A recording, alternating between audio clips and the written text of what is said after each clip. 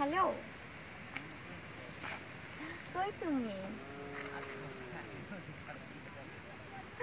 তাই আমিও তো আছি, দেখা করবা না?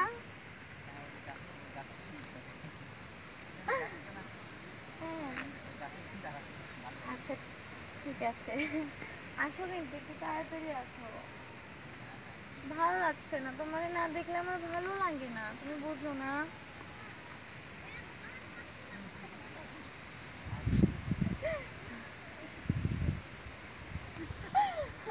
এসব কি অত বলো? হাসা যাবে না।